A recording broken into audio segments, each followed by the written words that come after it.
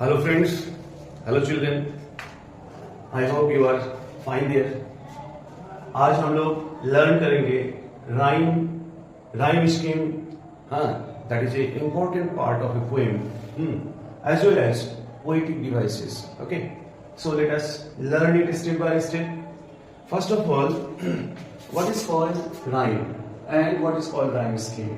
Here I have taken a poem, right? I have taken a poem and the name of the poem is that Tiger in the Zoo. Tiger in the Zoo. Tiger in the Zoo. So this is a poem taken from class 10th standard, right? अच्छा, कोई भी poem हो, doesn't matter. But what is called rhyme? Rhyme means that the similar sound of last word, similar sound of last word of a sentence. Similar sound of last word of a sentence is matching with another last word of a sentence. Here if you see that stripes is similar sound with quiet. Stripes is similar sound with quiet. Then cage is similar sound with rage. So that means if I mark it, that means particular sound is marked. Particular sound of last word of a sentence. Particular sound stripes इसको हम A दे रहे हैं, ठीक है? Marker I am giving it A. Now stripes is with white. Marker A. Now cage is a different sound than white. तो cage rage. तो we are marking it. इसको mark करते हैं B से. Cage rage similar sound है, तो cage को हम mark करते हैं B से. rage को similar sound है तो mark करते हैं B से, ठीक है? तो that means once again the sound of last word will be matching with another sound, that is similar sound of last word. Okay, तो देखो यहाँ पे stripe is matching with white. Okay, so stripe को हमने stripe और white को हमने A mark कर दिया, ठीक है? A. And now cage, मैंने क्या कहा? That means last word का sound will be matching with the last word of another sentence, ठीक है? तो cage is matching with rage, तो केज को हम यहाँ पे बी मार्क देते हैं, रेज को यहाँ पे हम बी मार्क देते हैं क्योंकि सिमिलर साउंड है. Now similar that means this will go on. Proceed. Shadow is with hole. So here shadow different sound है. शैडो तो C, and then hole C again. Grass, तो ग्रास इज विद पास, तो C के बाद आता है D. तो grass is similar sound with pass, so that means here we will get D. तो आपने देखा होगा that means एक सिमिलर साउंड है, एक जैसा साउंड अगर हो गया तो फिर उसके बाद नेक्स्ट मार्कर हम लगा रहे हैं, ठीक है? लेकिन इनकी स्ट्राइप्स और व्हाइट एक जैसा साउंड है तो उसको मार्कर हम दिए हैं क्या? A. और केज और रेज सिमिलर जैसे साउंड है तो उसका मार्कर हम दिए हैं B. Okay. Now in the second stanza again shadow और hole एक जैसा साउंड है तो उसको हम मार्कर दिए हैं C. Now grass with pass, तो इसको हम डिफरेंट मार्कर दे रहे हैं, that is D. Okay. Now आपके लिए ये है houses clause edge village. Houses clause is village, तो that means ये साउंड है houses and clause totally different sound है इसमें से, तो डी मार्कर हो गया. देन इसमें यू लगा दो, E. Now edge with village, तो E F, then E F. Okay, so this is called mark rhyme scheme. तो ए को पर्टिकुलरली आप राइम कह सकते हैं, बी को पर्टिकुलरली आप राइम कह सकते हैं, सी को पर्टिकुलरली आप राइम कह सकते हैं, and this sequence is known as rhyme scheme. RHYME rhyme scheme, SCHEME rhyme scheme. तो ये बहुत आसान चीज है. अच्छा, आसान in the sense very easy और वन. और इससे क्या होता है? पोएम में एक म्यूजिक क्रिएट होता है, लिरिक्स में एक म्यूजिक क्रिएट होता है. That means it gives musical effect. Musical effect के लिए that means poet put this kind of similar sound effect. तो okay, so this is called rhyme and rhyme scheme. Poem एक musical composition अगर कह सकते हैं हम. पोएम अगर एक म्यूजिकल कंपोजिशन है तो इसको हम लोग राइम और राइम स्कीम इसका एक इंपॉर्टेंट पार्ट है to produce that musical effect. Once more, rhyme scheme किसे कहते हैं, फिर से एक बार हम दोबारा रिवाइज करा रहे हैं आपको। That means you know poem का सेंटेंस है, सेंटेंस का लास्ट वर्ड का साउंड होगा, सिमिलर साउंड होगा कोई और एक सेंटेंस का लास्ट वर्ड के साथ। यानी कि यहाँ पे stripes is similar sound with quite, ठीक है। Similarly cage is similar sound with rage, okay. तो इसको हम डेफिनेशन एक पर्टिकुलर साउंड को एक पर्टिकुलर मार्कर देंगे। मार्कर बोले तो यहाँ पे एक मार्कर दिया हूं मैंने, आप एक ही जगह पे कोई और भी दे सकते हैं, बट चूंकि definition this is the beginning one, beginning one में यही मार्कर चलता है, दैट इज स्टैंडर्ड मार्कर, ठीक है। तो आप स्ट्राइप्स के लिए ए दे दिए, व्हाइट के लिए ए दे दिए, ठीक है। केज और रेज सिमिलर साउंड है तो बी मार्कर दे दिए, यहाँ पे बी मार्कर दे दिए, ठीक है।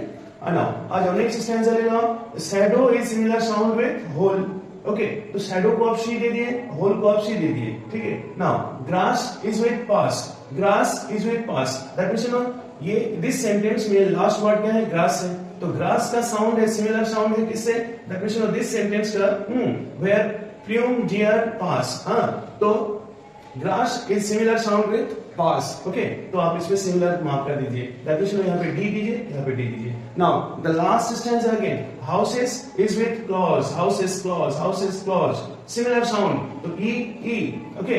Then age village, very good, age is similar sound with village, तो एफ साउंड एफ मार्कर मैंने दिया, ठीक है। तो दैट मींस दिस एक एक करके आप इसको राइम कह सकते हो, ठीक है। जैसे कि ए राइम हो गया, बी राइम हो गया, सी राइम हो गया, बट इसको जब सीक्वेंस में ले आएंगे आप, A B C D E F, तो that means the total sequence, total series is known as what, rhyme scheme. आप कोई भी पोएम उठा लीजिए, सपोज और एक पोएम हम अगर देते हैं आपको, ए टाइगर इन द जू से, ए टाइगर इन द जू से आपका ये है, आप डस्ट ऑफ स्नो ले लीजिए, the beginning poem, first poem. अगर ये डस्ट ऑफ स्नो ये वाला पोएम लेते हैं, that is composed by Robert Frost, the way a crow, okay, shook down on me, snow, that means the dust of snow, hemlock tree. तो यहाँ पे last word में क्या है, the way a crow, CROW, the way a crow shook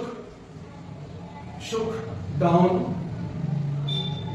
on me, इसको रब कर देते हैं।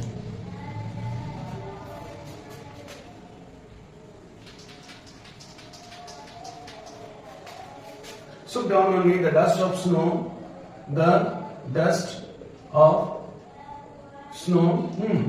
from a hemlock tree, from a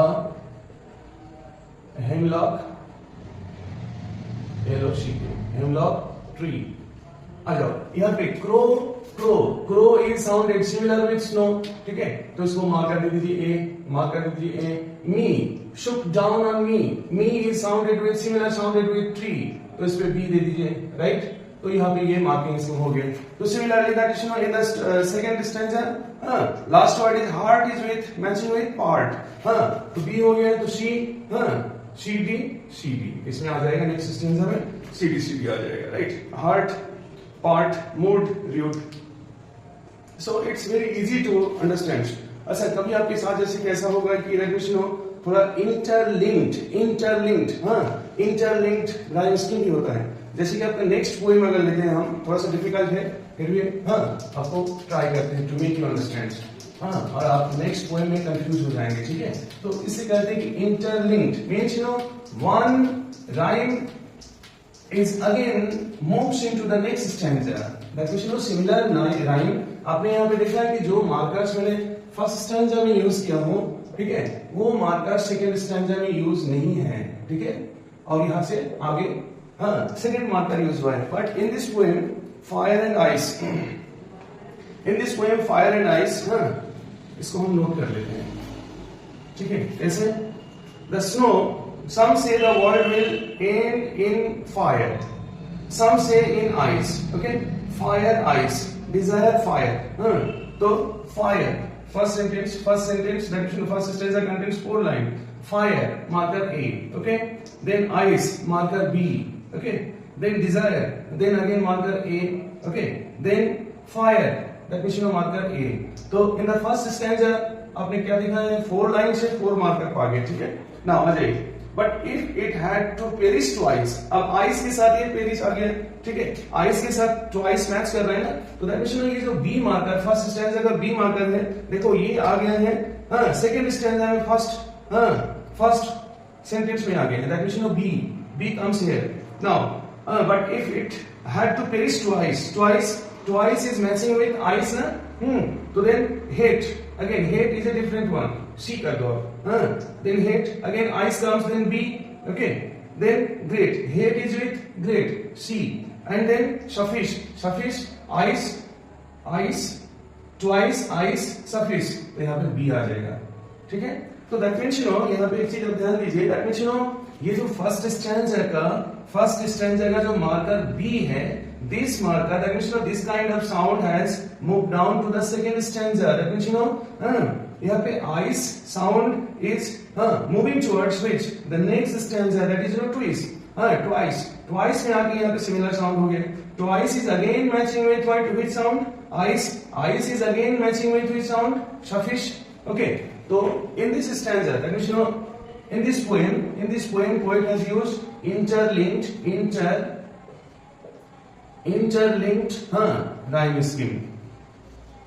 rhyme scheme, ठीक है।